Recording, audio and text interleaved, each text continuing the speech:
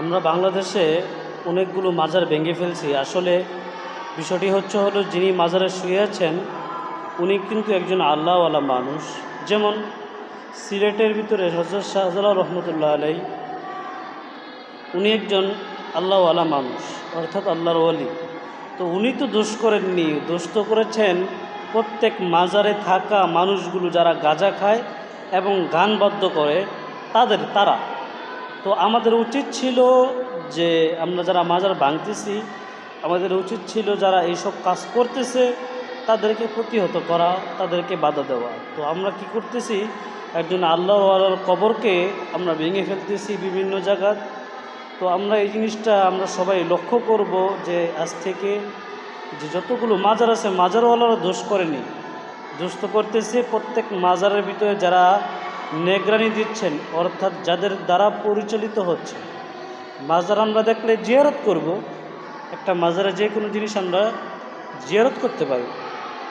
যে একটা আমি কোথাও গেলাম, তো একটা মাজার চোখে পড়লো, চোখে পড়ার পর আমরা মাজারে গেলাম, যাওয়ার পর আমরা ওই জায়গার যে দেখা গেছে আমরা জিকির বা অর্থাৎ আমরা কোনো দোয়া দুরুদ বা যে কোনো দোয়া করতে পারি। তো এর দ্বারা এটা না যে ওইখানে বসে বসে যেরকম প্রত্যেক মাজারে বর্তমানে দেখা যায় যে মাজারগুলোতে যেমন আমরা গাঁজা খাচ্ছে এবং নাচ গান করছে, কাওয়ালি গাচ্ছে। তো এগুলো তো আল্লাহ উনি যে শুয়ে আছেন একজন আল্লাহর ওলি তো বলেন নাই যে আমি চলে গেলে বা আমাকে কবর দেওয়ার পর তোমরা গান বাদ্য করো বা তোমরা গাঁজা খাও এখানে বৈশা বৈশা।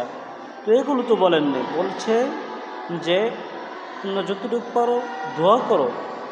তো কবরে তো কাউকে চিনবে না। তো কবরে গেলাম যে আমি অমুকের আমি অমুকের সেই কোনখানে ক্ষমতা চলবে না।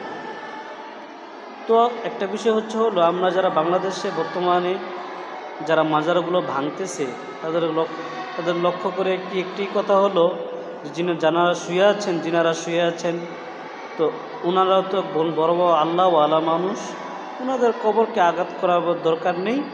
তো ওনাদের যেই কার্যক্রমগুলো, যেরকম আমাদের মাজারে প্রত্যেকটা মাজারে কার্যক্রমগুলো যারা সিস্টেম চালাচ্ছে, মাজার চালাচ্ছে, তাদেরকে দৃষ্টি আকর্ষণ করবেন যে মাজারের ভিতরে অপকর্ম হচ্ছে কিনা। কোনো অপকর্ম হলে ওইটা আপনারা বাধা দেন। তো বাধা দিলে আপনাদেরকে উপকার হবে, অর্থাৎ সওয়াবও পাবেন আল্লাহর কাছ থেকে। তো এই বিষয়টা আপনারা লক্ষ্য করবেন। অযথা মাজার ভেঙে কোনো লাভ নেই। তো এই যে আপনারা সবাই লক্ষ্য করবেন, প্রত্যেক হযরত শাহজালাল রহমতুল্লাহ আলাইহির মাজারে কিছুদিন আগে গান বাদ্য নিষেধ করা হয়েছে। এটা শুনেও ভালো লাগছে, দেখেও ভালো লাগছে।